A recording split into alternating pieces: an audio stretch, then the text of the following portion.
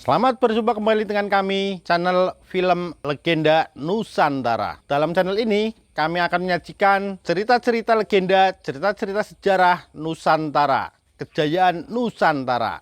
Semoga kita semua akan menyadari bahwa negara kita, Nusantara, adalah negara yang sangat luar biasa. Salam NKRI.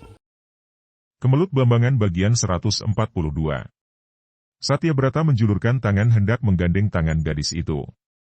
Ratna Manohara tidak dapat menahan kemarahannya lagi. Ia menarik tangannya lalu menampar dengan tangan kanan.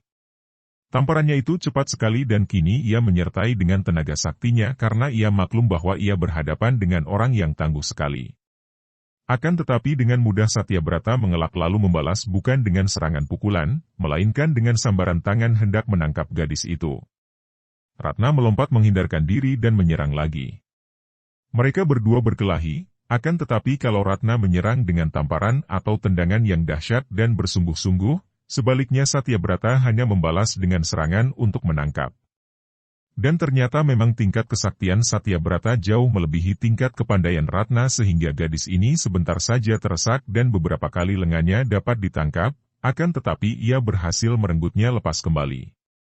Karena merasa tidak akan menang melawan orang sakti itu, Ratna lalu mencabut pedangnya dan menyerang dengan ganas. Satyabrata tetap bertangan kosong, akan tetapi selain mengelak, terkadang dengan tangan kosong dia berani menangkis sambaran pedang Ratna. Tiba-tiba Raden Satyabrata mengeluarkan suara tawa tang aneh. Suara tawa yang bercampur tangis, seperti tawa seorang yang miring otaknya, akan tetapi suara tawa itu mengandung getaran yang menggiriskan dan mendatangkan kengerian dalam hati Ratna Manohara. Gadis ini bergidik ngeri mendengar tawa itu. Tiba-tiba Raden Satyabrata mengeluarkan sehelai sapu tangan seperti menyerang ke depan muka Ratna. Gadis itu mencium bau yang aneh dan keras, dan ia mengeluh lalu terhuyung akan jatuh, pedangnya terlepas dari tangannya. Satyabrata cepat merangkulnya sehingga gadis itu tidak roboh. Ia terkulai dalam pondongan Satyabrata karena ia telah pingsan, terbius bubuk obat bius yang terkandung dalam sapu tangan kuning yang dikebutkan Satyabrata tadi. Satyabrata tertawa-tawa dan memondong tubuh yang denok itu, membawanya masuk ke pendopo istana Kadipaten Blambangan dengan niat membawa Ratna ke kamarnya sendiri yang disediakan oleh sang adipati untuk dirinya. Akan tetapi tiba-tiba muncul Dirasanu, adik kembar Dirasani putra sang adipati Blambangan menghadang Satyabrata yang memondong tubuh Ratna Manohara yang pingsan. Pemuda ini tadi mendengar laporan seorang prajurit pengawal tentang gadis yang datang mencari Ki Sarwatama dan mengamuk.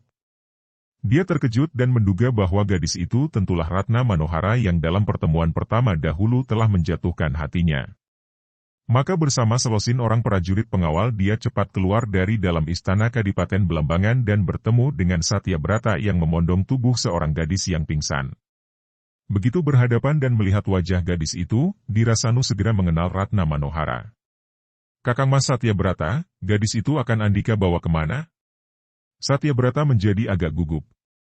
Bagaimanapun juga dia berhadapan dengan putra sang adipati atau keluarga tuan rumah yang berkuasa. "Ah, Adimas Dirasani. Saya Dirasanu, Kakang Mas." "Oh, maaf. Gadis ini mengamuk di depan istana, maka saya lalu keluar dan berhasil menangkapnya." "Bagus sekali, saya sudah mendengar akan munculnya gadis ini. Syukur Andika telah berhasil menangkapnya. Serahkan kepada kami dan kami akan memasukkannya dalam kamar tahanan." Tentu saja Satyabrata tidak dapat membantah karena tawanan itu tentu saja menjadi hak Kadipaten Blambangan. Tidak ada alasan yang kuat baginya untuk membawa tawanan, seorang gadis pula, ke dalam kamarnya sendiri. Biarpun hatinya merasa kecewa dan mendongkol, namun terpaksa dia menyerahkan Ratna Manohara kepada Dirasanu yang memerintahkan para prajurit untuk menggotong tubuh gadis itu dan memasukkannya ke dalam sebuah kamar tahanan. Dengan tegas Dirasanu memesan kepada para prajurit yang bertugas jaga di tempat tahanan agar memperlakukan gadis itu dengan baik, tidak mengganggunya dan bersikap hormat kepadanya. Juga dia menyuruh seorang pelayan wanita setengah tua melayani gadis tawanan itu. Pengaruh obat bius yang membuat Ratna Manohara jatuh pingsan itu kekuatannya hanya beberapa jam saja. Ratna siuman dari pingsannya dan ia mendapatkan dirinya rebah telentang di atas sebuah pembaringan yang bersih, akan tetapi kamar di mana ia berada tampak asing. Hanya ada sebuah meja dan 2 buah kursi di situ, selain pembaringan di mana ia rebah. Ketika ia bangkit duduk, ia melihat seorang wanita setengah tua berpakaian pelayan duduk di atas lantai. "Siapakah engkau, Bibi?" tanyanya. "Saya Nyai Semi, abdi dalem, pelayan, di Istana Kadipaten Belambangan yang bertugas melayani Andika dan Roro." Ratna Manohara teringat bahwa ia bertanding melawan laki-laki bermata kebiruan yang sakti itu dan mencium bau keras lalu tak ingat apa-apa lagi. "Di mana aku berada?" Ia bangkit lalu menghampiri meja dan duduk di atas sebuah kursi. "Andika berada dalam rumah tahanan Kadipaten, Den Roro."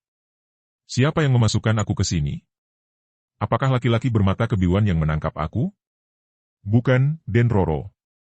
Memang Andia ditangkap oleh Raden Satyabrata, orangnya kumpeni itu, akan tetapi lalu diminta oleh Raden Bagus Dirasanu dan dimasukkan di sini dan saya diperintahkan untuk melayani Andika." Kalau begitu aku mau pergi dari sini." Ratna Manohara bangkit berdiri, berniat keluar dan kalau perlu mengamuk dan memaksa keluar dengan kekerasan. "Aduh, Den Roro, Gusti Pangeran Muda." "Siapa itu Gusti Pangeran Muda?" "Raden Bagus Dirasanu, sedang Pangeran Tua adalah kakak kembarnya, Raden Bagus Dirasani." "Raden Bagus Dirasanu memesan kepada saya agar membujuk Andika jangan mencoba melarikan diri dari sini. Di luar terdapat pasukan yang akan merintangi, Den Roro. Terdapat pula orang-orang yang sakti mandraguna. Kalau Andika melarikan diri lalu terluka atau tertawan lagi, akan sukarlah bagi Raden Dirasanu untuk menolongmu. Beliau memesan kepada saya agar Andika suka menanti dengan sabar. Den Bagus Dirasanu akan datang sendiri dan menjelaskan kepada Andika, Den Roro." Mendengar ini, Ratna Manohara menahan diri. Benar juga, pikirnya. Di luar ada orang-orang yang sakti dalam jumlah banyak. Tidak mungkin ia dapat meloloskan diri kalau ia nekat menggunakan kekerasan. Ia tidak tahu apa yang dikehendaki Dirasanu, dan ia pun hanya baru sekali pernah bertemu dengan pemuda putra Adipati Belambangan itu. Kemelut Belambangan karya Hoping Hu di http://ceritasilat-novel.blogspot.com by Saiful Bahri Situbondo. "Baiklah, Bibi. Aku akan menanti dan mendengarkan apa yang hendak dia katakan." Karena mendapat pelayanan dengan hormat dan baik, tidak seperti seorang tawanan, maka Ratna Manohara bersikap sabar. Ia mau mandi dan mau pula berganti pakaian yang disediakan oleh Nyai Semi, mau pula makan hidangan yang disuguhkan. Ia sama sekali tidak mengetahui bahwa saat itu, Raden Dirasanu sedang berdebat sengit dengan ayahnya. Adipati Santa Guna Alit mendapat laporan dari Satyabrata bahwa dia menangkap seorang gadis, putri ketua Dria Pawitra yang pernah membangkang bahkan melawan Kadipaten Belambangan. Dia hendak menghukum gadis itu, akan tetapi gadis bernama Ratna Manohara itu dilindungi oleh Raden Dirasanu dan diperlakukan sebagai tamu. Mendengar ini, sang Adipati Belambangan menjadi marah dan memanggil putranya. Raden Dirasanu ditemani kakak kembarnya menghadap sang Adipati bersama ibu mereka dan para selir sang Adipati. Karena ini merupakan masalah keluarga, maka yang hadir hanyalah keluarga sang Adipati. Tidak ada orang luar diperkenankan masuk ruangan itu, bahkan para abdi dalam juga tidak. "Kanjeng Rama." Raden Dirasanu membantah ketika ayahnya menegurnya dan menghendaki gadis putri ketua Dria Pawitra itu diserahkan kepada Raden Satyabrata yang berhak menghukumnya karena wakil kumpeni Belanda itu yang menangkapnya.